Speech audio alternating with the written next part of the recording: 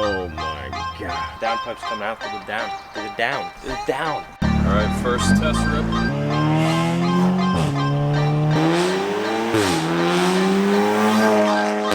Dude, that thing farts loud. Woo!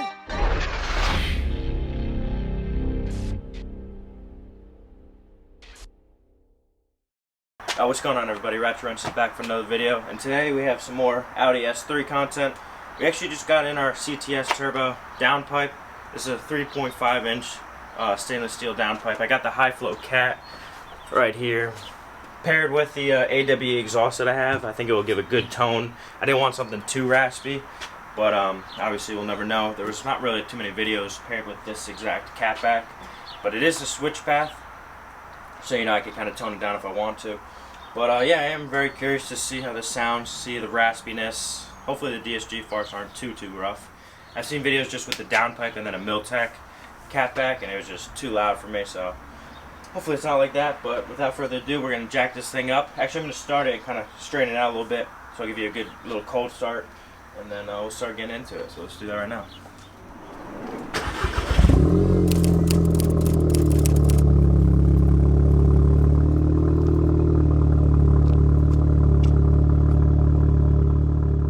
So we got the car up in the air. Now what we're going to do is kind of just work from the top down. We located the O2 sensor. It's probably easier just to take the whole wire harness off and take it out with the downpipe rather than trying to get the wrench in there and getting it out. But on this particular setup, it's gray. It's like a light gray. I'm sure it's similar on yours, but sometimes you never know. So just follow it down. You can see it plugged into the downpipe. And we'll just feed that down so it'll come out with the whole unit. It'd probably be easier to take it off anyways because you're gonna need some leverage. Next thing you could do while you're up here is we could disconnect the V-band clamp, which I'll get right now. It's an Allen key. Since we're up here, luckily this style of turbo isn't held in by bolts, because sometimes those bolts will break. But it's held in by V-clamp. We're gonna take that off. They do not give you a new V-band clamp, so just try to salvage this one. It is a 6-size Allen key. It's pretty easy to loosen up. So just do that by hand, get this out of the way. Keep in mind, we started this car for literally a second, and it's already hot. You know, it's directly coming from the engine, so just be careful. Don't burn yourself. The longer you let it run, of course, the hotter it is. I just feel like I gotta disclaim that. People are eager, so. So this is what the bolt looks like that just holds that V-band clamp together. Like I said, it's a 6 Allen key size. You just pretty much pry these two ends apart. I'm not going to get out of the way. I'm just going to set it onto the turbo side so I can remove the downpipe. That probably created a nice weld together itself due to the heat, so I'll have to be careful when pulling that apart. But now we're going to kind of work our way down. Probably easier to access this stuff from below, so we'll go under and start taking it apart. So we made our way under the car. This is the catalytic converter for the stock downpipe. Front of the car is that way. There's this little, I don't know, it's not a heat shield, but it's like almost like a air duct in a way. We're gonna get that out of the way. It's held in right here by a T25, and then 2 push clips, which you should be able to just push right out. Take that off, just to give us some access.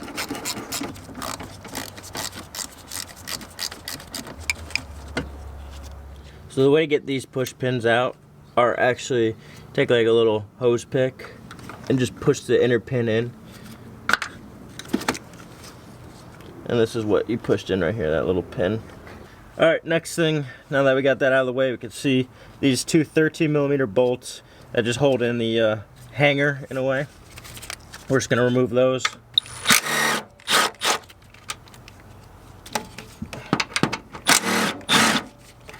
That out of the way. Alright, so that gives it a little more play. Now, the hard part is going to be getting all these heat shields out of the way. There's one that goes over the drive shaft, and then I forget where the other location goes over, but we're going to have to get them out of the way. They're held in by usually 2 bolts. So let's see if we can get into them. So before we actually go up and find the heat shields, we're going to remove these 2 that are holding the dog bone mount in. They're 16mm. That's just going to give you some play when you remove the drive shaft, because you are going to have to remove the drive shaft. You'll be able to separate it a little bit easier with the pry bar. I didn't think that was going to work. These are under so much tension. pretty much holding a lot of the engine.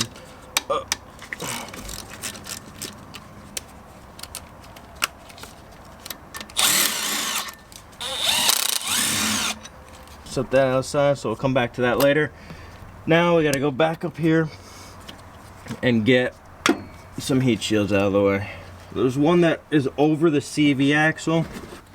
Alright, so it's really hard to see, but there's two 8mm Allen keys, or 8 size Allen keys, and that's holding the heat shield over the CV axle. You just gotta take those out, and it's all gonna be for feel. You can only see the one on the bottom, or like closer to the bottom, and then the one on the top is going to be all by just feeling it. It's going to be tough. You might be able to go through, if you take the wheel off, you go through like over the control arm and under the axle and kind of MacGyver it with some long extensions, but we're just going to try and do it this way.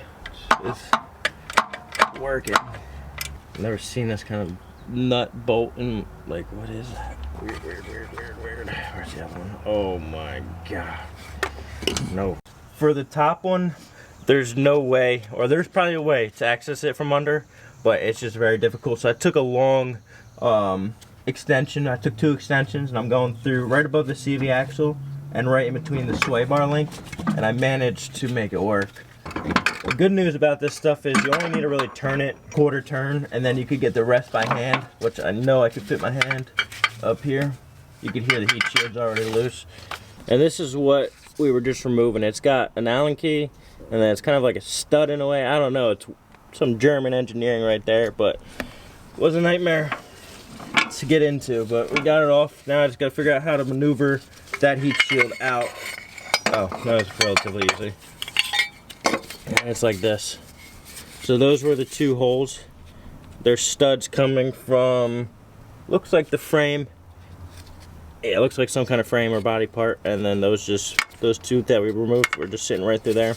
Got that out of the way. One more heat shield, which is for the drive shaft, and then we're in the clear, and we can start making this thing come out. We'll have to lift up the rear end of the car so we can spin the drive shaft, because we are going to have to take 3 screws out so we can get it out of the way. Hence the reason we got the dog bone, so we kind of pry it away, and we'll be able to maneuver that downpipe out. For the heat shield over the drive shaft, there's a 16mm socket, like stud, that you have to put a socket on, a deep one. It's on this side. You won't be able to see it on camera. So once I get it out, I'll show you. But then there is a triple square that goes up there as well, which you'll be able to see. But once I get this one out, I'll show you that. Alright, so the next bolt and the last bolt that holds that heat shield above the drive shaft is way up top there. It's a triple square, and it is a size 10 triple square.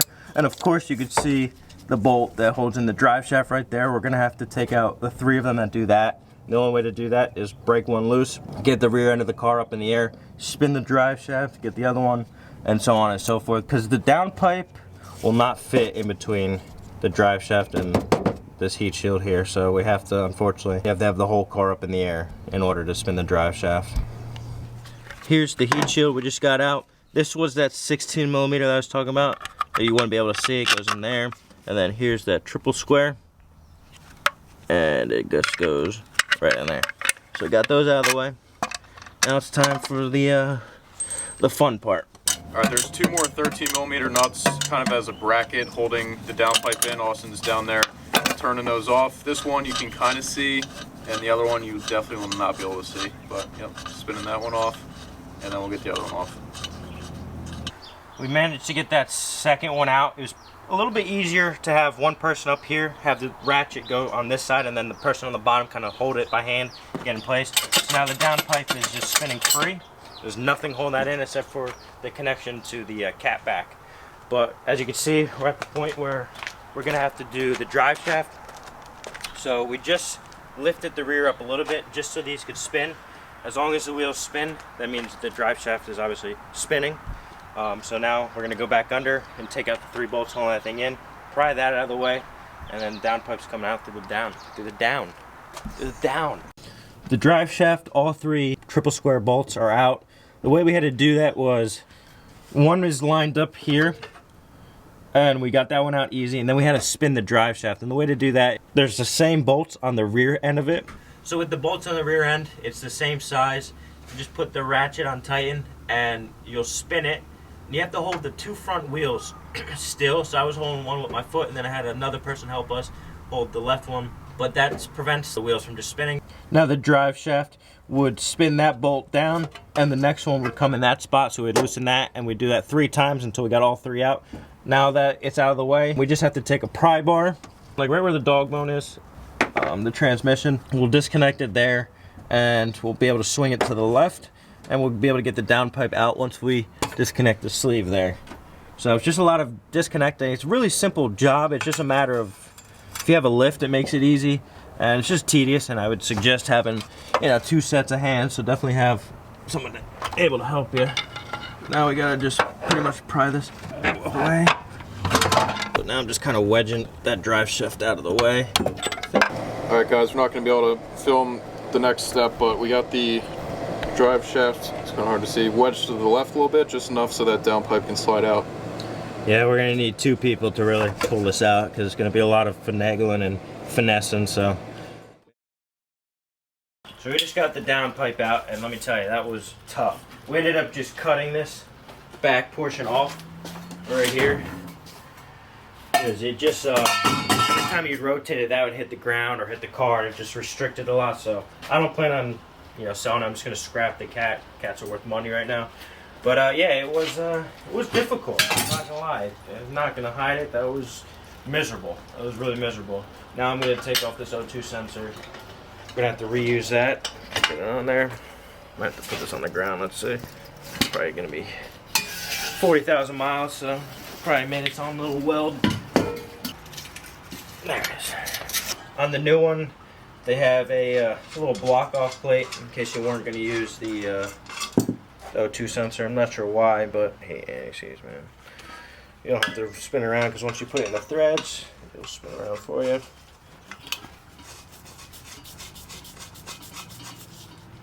Tighten that down. Hopefully we don't get a check engine light. Some people say they do, some people say they don't. Once I get the tune, obviously it'll erase that, but for now, it's the luck of the draw.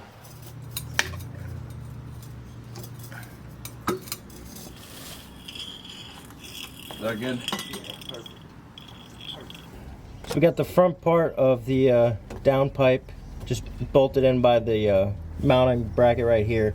We didn't connect the V-band clamp yet, but now it's pretty much going to be the reverse procedure. We just got to get the drive shaft back in, and that's going to be, prying the engine forward, lining the drive shaft up, tighten it that triple square, rotate it, and just do that.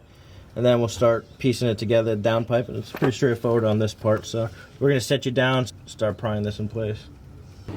All right, so everything is bolted in. We got up top, we put the V-band clamp on. That's tightened down. This is in place. We just gotta tighten these down, which we will once we get everything kind of lined up. We'll let it loose to have some play to do this. I'm gonna go ahead and put all the heat shields back on. I'm not gonna film that because it's pretty much the reverse procedure. Wes is gonna go ahead and start feeding this back. It's gonna be this pipe now with the clamp, and then the cat is all the way back there. But yeah, we're just gonna start jumping right into it and feed it back. Everything is put back together. It's a moment of truth. We're gonna start it up. We got it still up in the air because we're gonna check for leaks. Once we're done, we'll probably get some soapy water, spray and see if there is, if you can't feel it.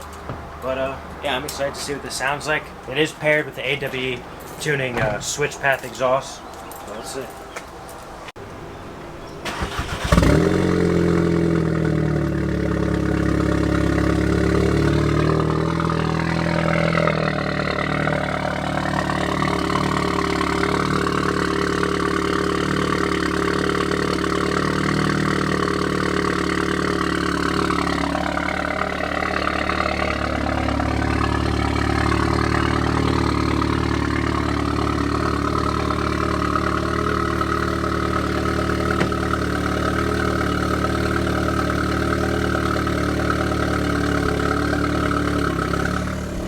Yo, that is loud. That's loud on storm. It's leaking like crazy. It's leaking? Yeah.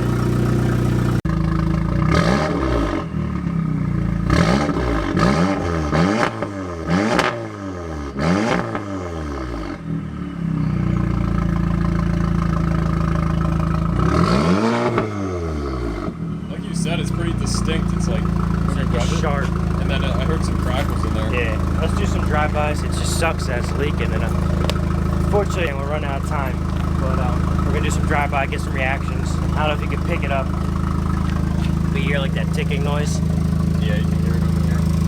One of the clamps is like bottomed out, and we just gotta put some putty around it just for extra sealant. But we're gonna move the truck around. We'll go for a spin. Let's do it.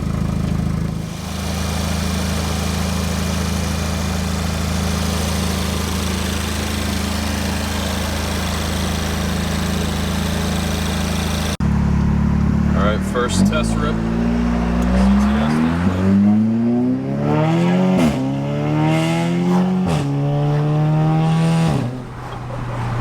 Not a fan. Holy shit. At all.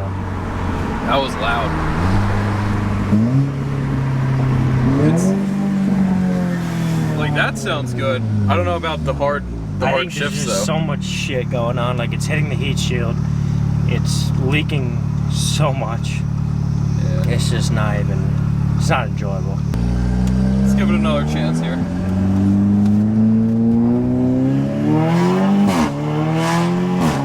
Definitely getting pulled over. Now or in the future? No, like right now. Oh.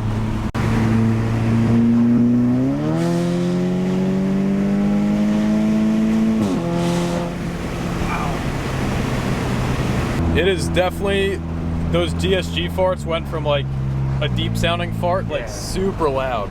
Sounds horrible. I wouldn't say horrible, but yeah, I don't know if it's Austin's fit here for his daily driver kind of thing. Definitely not. Yeah. I just can't tell if it sounds good or not because there's just so much leaks. Yeah, there is You can just hear the some freaking leaks leak. going on, some shit touching. Wasn't a perfect fit, so.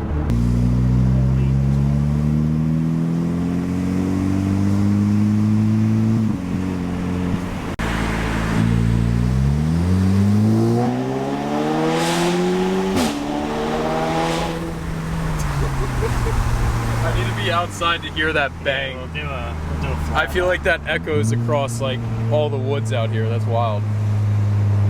So Austin's not a fan so far. Not at all. It sounds like shit. It just sounds like a gay Honda. I wonder how it would sound with like a stock catback or something. I might throw it back on. I did like the AWE with the stock downpipe. I must say that sounded good. Yeah, I just need the downpipe for the performance, like the tune, so.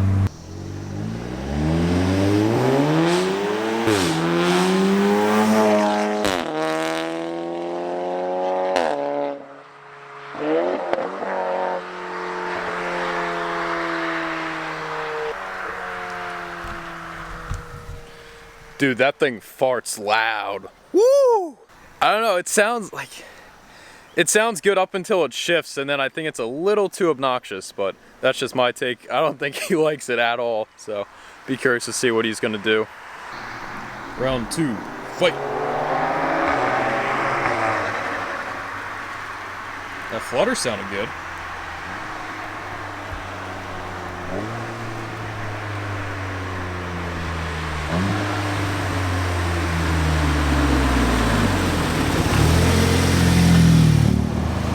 Alright guys, that's a wrap for today's video. I got some thinking to do. I don't know if I want to keep the downpipe, go back to the stock one, or keep the stock catback and keep this downpipe. I don't know. I gotta see what I want to do. Let me know what you guys think. Unfortunately, we didn't get many reactions. The rain's coming and we're kind of rushed, but it is dumb loud. Like, even just with the valves closed, it's just not even enjoyable, especially for a daily. I know the leaks are not helping at all with the flow, but I don't know if it's going to change too much if we fix the leaks, and when we fix the leaks, if it's going to fix the sound. I don't know. We got some thinking to do. Yeah, until next time, we're out. Peace.